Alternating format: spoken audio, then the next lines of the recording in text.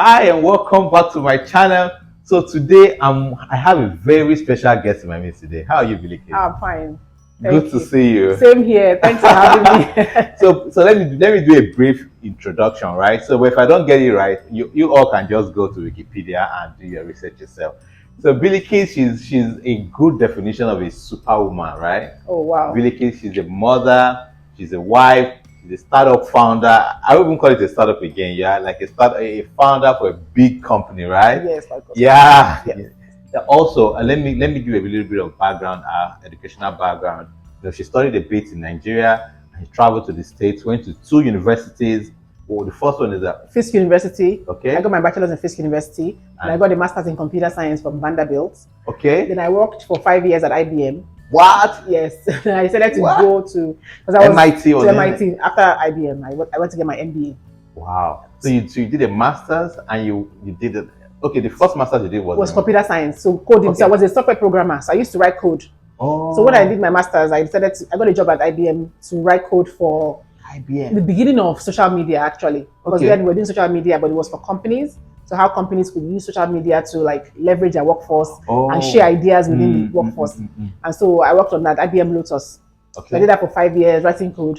And then I said, okay, I'm tired of writing code. I want to do more managerial stuff. So I now decided to go to MIT for my MBA. Right. Super awesome. So let's start from the MIT MBA area, right? Because from the history I read about you, it was at the MIT that you figured out, okay, maybe you did a project as regards to waste. So we're going to be talking about Recyclers, right? She is the founder of Recyclers. I know if you just type Recyclers on Google or research, some of you might also know Recyclers. They are #1 recycling company, waste recycling company here in Lagos.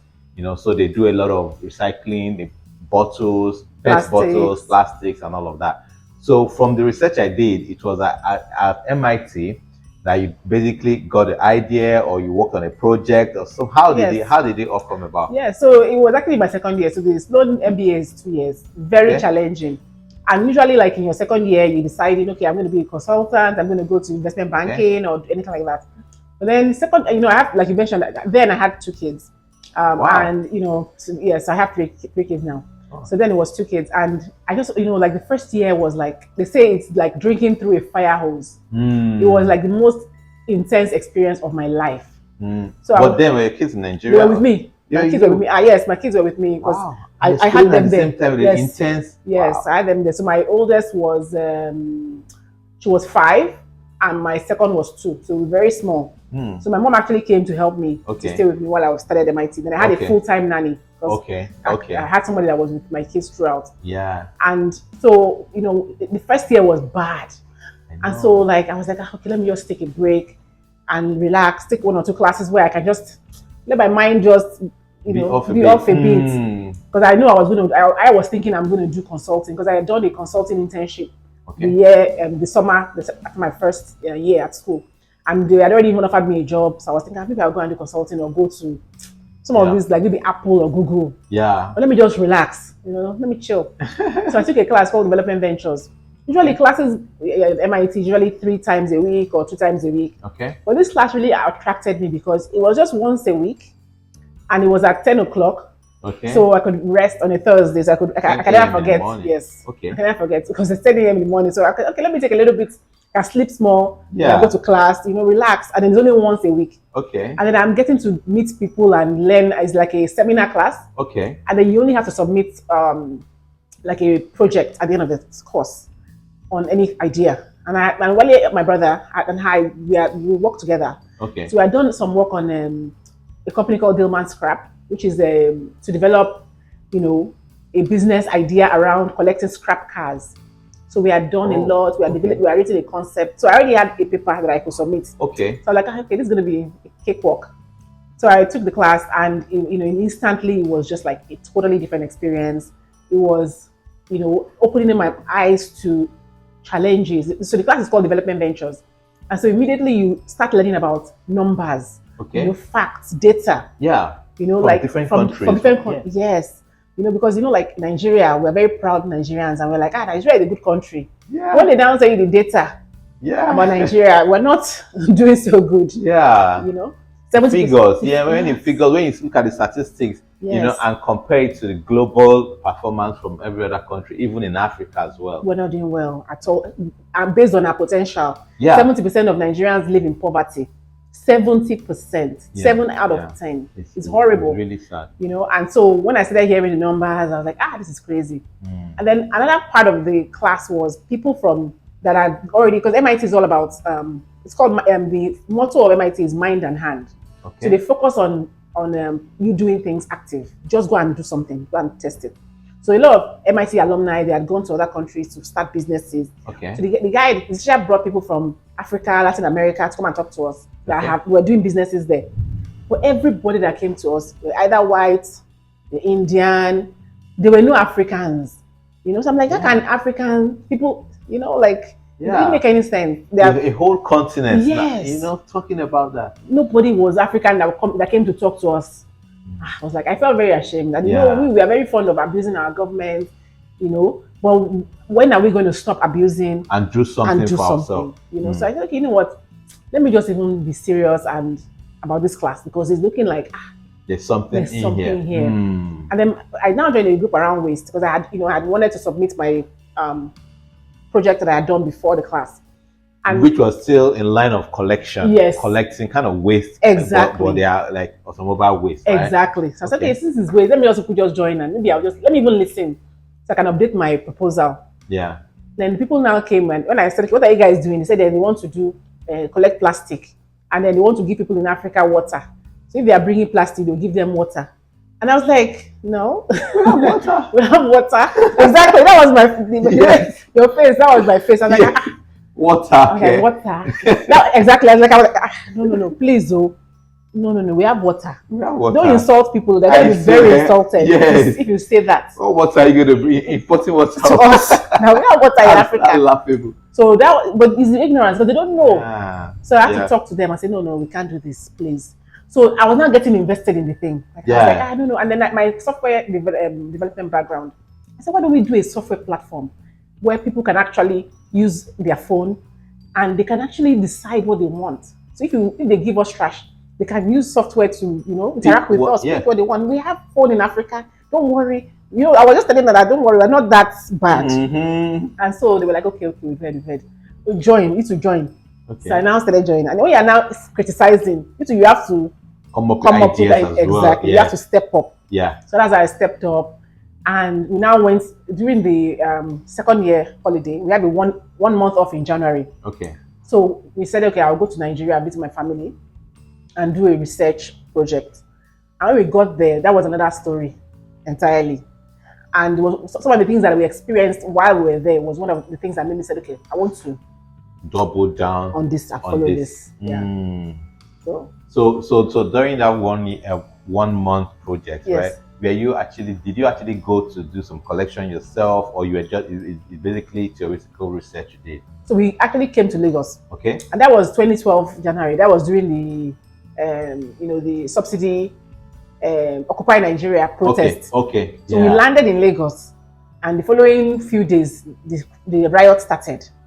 And we had scheduled, what we did was in two low-income communities. One was in Surulere, the one was in Ajegule, and the other one was in the Butemeta. Okay. Now we're going to come there. We call them waste days. We will have raffle tickets. So if people bring their waste, at the gate, they will get raffle tickets. Okay. So the more waste you bring, the more raffle tickets you get. And we had bought things like camera, phone, nice prizes. Yeah. So there will be a raffle draw. At the end of the event, they'll dance, sing, everything. Yeah. And then you can win prizes. So let's even measure how much waste they can bring and all that. And see how excited they will be. Exactly. Winning prizes. Exactly. But then what we now during with the American mindset is that let's give them 2 weeks notice. Okay, so you came with some of your team members. Yes, some of my team members. So there were about 3 of us. Wow. So we came, the Americans came, they were ready. And the American mindset is that, okay, if you want to do something, an event that people have to gather waste, let's tell them 2 weeks in advance. So we'll do our flyers. Our plan was to do flyers when we first get in Lagos. Okay. We'll share the flyers over 2 weeks. We'll be going to the community, talking to them. So that by the time the event starts, they will be ready. Yeah. But because of the NSAS, we couldn't move. There was no movement. So we couldn't. So when it was, and then fortunately for us, The NSAS was lifted That's a the day. Occupy. The Occupy Right? Nigeria. Yeah. Sorry, not NSAS. I'm So sorry. we're not, I'm thinking of we're NSAS. not confused. Please, we're not confused. I'm so sorry. Yeah, 2012, right? Occupy Nigeria protest in 2012. Yeah. So it was lifted a day before the scheduled event. Wow. So we're like, this event is going to be a failure. A day before when you want to do it. A day before we're going to do the event. And we had already gotten money from our school. And we had to write a report. So we're like, should we just cancel it? Or should we just... And they have limited time to stay in Nigeria. Exactly. We have to go back to school. Yeah. We can't postpone it. Yeah. And we didn't have another money again. Because we are paid the DJ, we are paid, like... Of course, you mobilize. Mobilize everything. The flyer was printed. So we sent somebody on a Okada to help us share the flyers in the community. But we couldn't move. So we said, okay, let's just go and try. Even if it's not enough people coming, we will, in our reports, we'll just write and move on. Yeah. Well, can you believe, Nigeria, the event was supposed to start at 10. We got there at like 8. So as people were, and so we started playing music. As people were walking by, just give them flyer. And they said, what's this? We said, okay, just bring waste. Any waste you have in your house, and we'll give you the raffle tickets. I was just looking. Somebody was saying, okay, 5 minutes, they're back. Naija. They're back. They're back with bags. Yeah. 5 minutes. 5 minutes, 10 minutes. Plastic bottles and Coca-Cola cans. And is it this one? This one? I said, yes. They were, okay, we're coming back. They will go back and they will pack. You see them picking. This is Sulere, right? In the Butemeta. That I was like shocked that even though people, some people will say, there's no notice. In other countries, they will say, no, we can't do this. Nigerian people, they say, don't worry. This is what you want. I'm coming. 10 minutes, 15 minutes, they packed. It was full. Yeah, so it was a successful event. And then when we now interviewed people, because we had focus group at the event, and we asked them, I said, what do you feel? How does waste make you feel? So one young boy there said, waste makes me feel sad. Because all the adults in my compound, they are always fighting about their trash. They will say, this is your own debt. So it was just very sad. So for me, I was like, those two things made me say, look, let me go back and research more on this. And that was how I committed to recyclers. Oh, okay. So the project was done. You traveled back to school, finished school, and then you had a whole lot of opportunities ahead of you. Yes. You had a master's degree already. You just graduated from MIT. MIT is not a small school now. MIT is like on the top league, right? So companies will be fighting over themselves to get you on their side. So why did you leave all of those opportunities, right? Because that's the American dream, or that's every young lady's dream. Get a good school and and let companies start bidding money on you. Yes. So how did you leave all of the opportunities and decide to come back to Nigeria and start picking bottles? That's a good question. Yeah. And you've worked for 5 years, so you've actually tasted what it is to work. Yes, adding money, building 401k. Yeah. Because when I was in school, I had to even take money out of my 401k. Of course. To pay for my bills. So I know what it's like making money. Yeah. And my colleagues, my classmates, I know where they are now. I have friends that are like vice presidents, directors. I have a friend that's a director of Facebook. Wow. He's a big guy. He's my my friend in school. That's courage and passion. Tell me about it. I can't wait to hear. I always tell people that, like, when people ask me that, why? Yeah. I joke and say I fell and I hit my head. That's my joking response. Maybe I always hit my head and my head is not correct. Maybe that's a funny response. And you feel like hit my head. Maybe that's why I'm doing it. Yeah. But I just felt like I think we need to do something. I wanted to do something, and I promised myself that. Number one, and I feel like the fact that I went to MIT gave me that courage. Yeah. Because I told myself, look, even if you fail, and which class does not make it, tomorrow you go on a plane back to MIT and cry and meet the career services. They have an office there. Cry there. They will help me to do my CV and help me get a job. I have friends that I can reach out to. So if I need a job and it's that bad, I can get a job. So that's not the problem. But I want to do something where I'm actually, anytime I'm going to the office, I'm happy to go. I promise myself that any day that I don't feel like I'm happy to go to the office and do work, then I need to stop that job. And I felt like working on recyclers was interesting. Like I was interested. I was like, this is interesting. They are building something. It's actually, it's going to solve a problem. It's something that employ people. And then I did an interview. There was actually an interview I had with somebody during the whole interview time. And this guy's company is an Indian guy. His family has been in Africa for 30 years. They have businesses, they have, big business. And they do like plastic bottles Okay. for these companies. But I asked, I said, why aren't you people doing recycling? The man said, collection is the elephant in the room. Yeah. Like, if I could get collection sorted, I would build a factory. But this collection problem has not been solved. So I now said, for this big man to say that there must be something there, let me look at it. So that was what gave me the courage to go do it. Wow, that's a really passionate And story. it helps, that I have people that it's not like I have to, like my husband was supporting, Yeah. so I don't have to be the one paying bills. Like I don't have to, because people always, I have to say this other side. There's some people that they want to do this kind of thing, but maybe they don't have the support capacity. system around. So I was lucky and I'm fortunate that I had support system, family, and it was easier. Wow, and you took the bold step and you came into it. So tell me about research classes. So what's the impact? Has it been? How many families are you impacting? And what has it been with the employees?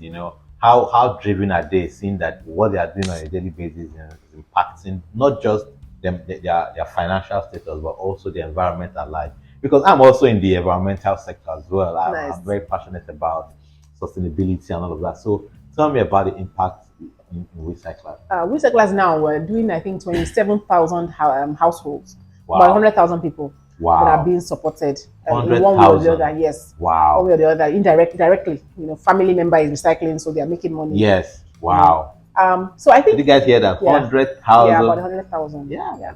And we're dreaming of millions. Like our goal is millions. Yeah. All over Africa. The dream is we want to paint Africa purple. Anywhere you look, you see trucks, recycler trucks, moving around, collecting waste, doing something. The good thing about recyclers is that yes, it's visual. Yes. The impact is visual. If you go to any recycler hub, you will see plastics. And sometimes the plastics, it can take them only 2 days, and the place is full. So sometimes we will ask ourselves, if we were not here, where would this plastic be? Yeah, it will just be blocking drainages and causing a lot of nuisance everywhere. Exactly. So the recyclers employees, they see their impacts every day when they walk into their office, into their hub. They see it. They're like, wow, if I was not here, and you can ask them, they'll tell you, I'm here because this plastic, I'm taking it away from the drains, I'm helping people make their communities clean. Exactly. And help the water passage, drainage, flood and all of that. Exactly. It's flood. Then you also have issues of malaria, because when you have stagnant water, you have malaria. When the water is flowing, there's no malaria. Yeah. Like you mentioned, flooding is a big issue in some other areas. It's a big issue. So, and then also now we know about ocean plastics. So it's reducing the plastic that is going into the ocean. Yeah, causing nuisance to the water. To the fish. Yes. So it's a lot. Now I like the name Recyclers, right? And when I read about your profile as well, you guys built the what you call Recyclers. Is actually, how did that come about? And it's something that a lot of engineering went into it. Oh yeah. And cost. You kind of started small. You want to bring down your cost. You kind of engineered something that works on your own. I saw the recyclers moving around, covered in purple on the side. Tell me about that. How did it occur? Why even picking the name as well? How did it come? Yeah. So that particular class I took, Development Ventures. The professor is called Yost Bonson, a fantastic, brilliant guy. Wow. And so we're just talking to him in class. I went to him and he said, we're working on this thing, we think we're working on it, but we think we want to do a business. We're thinking of names. I said, okay, you're cycling, recycling, why don't you just recyclers? So he was the guy. He was the guy that gave us the name. He gave us the name. So it wasn't like, it was the guy that just gave us the name. And I would like the name. I said, okay, thank you. So he gave us the name. And in terms of the bicycle, so at MIT is like a fantastic ecosystem. Wow. If you look at all the companies that were, I think they said if you look at all the companies that came out of MIT and made them into a country, they will have the GDP of the 13th largest country or something like that. There's a statistic that they have. Wow. That it be like the 13th highest GDP in the world of all the countries that came out of MIT. Bose, all these large companies all came out of MIT. So MIT has this ecosystem. So from January to like April or May, they have a lot of competitions. where money is You're attached. making me feel like I want to go to MIT. MIT now. Go. Honestly, I don't say, go if you want to go, you go there. You will suffer, but Yeah. you At gain. the end of the day, yeah. You gain. So the competition, you win money. So like there's one big one. It's called MIT 100K. You win $100,000, and then there are other prizes. Then there are other smaller ones that you can win 20K, 50K, 10K, 5K, 2K. So when we came back from Lagos, and we submitted our report successfully, we passed. Okay. All of us got A's in the class. Our teacher was Okay. very happy. He said, "You guys should continue." And my other team members said, "Okay, let's continue." So we entered into a bunch of competitions. Okay. And then the first one that we won $2,500 at MIT Accelerate. Yeah, which was back then. Back then, yeah. it was a lot of money. Then we were able to raise about 20K. Wow.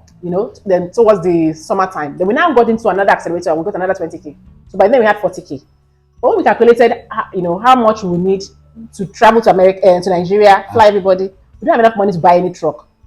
So we said, look, we can't buy truck with 10K. So let's be thinking of how we're going to do this thing. Innovation, exactly. Because and that's when you have constraints. You have to think outside you have the box. to think of how, yeah. Exactly. So there's something called MIT D Lab. It's called MIT Development Lab. It's a big lab full of brilliant engineers. So they knew about bicycles. So I was driving to school one day and I saw a bicycle and a guy, what they, when the life is good, they just do a lot of interesting things. Yeah. So this guy was doing collecting recyclables with a bicycle. It was a company. But they use bicycle because they said they don't want to spoil the environment and all that. So they use bicycles. Carbon emission, stuff like that. Exactly. So I then followed the guy. I was like, this is a bicycle. Shouldn't we say we're looking for a truck? We don't have money for a truck. Bicycle shouldn't be so expensive now. Yeah. It should be okay. And another colleague of mine, I think she had the idea before then. She brought the idea up and we said, okay, let's approach these guys in D Lab. Because D Lab, they were doing a lot of bicycle things. There were some brilliant minds there that knew about bicycles. So we did an event. We didn't have money. We didn't know how to, toast them.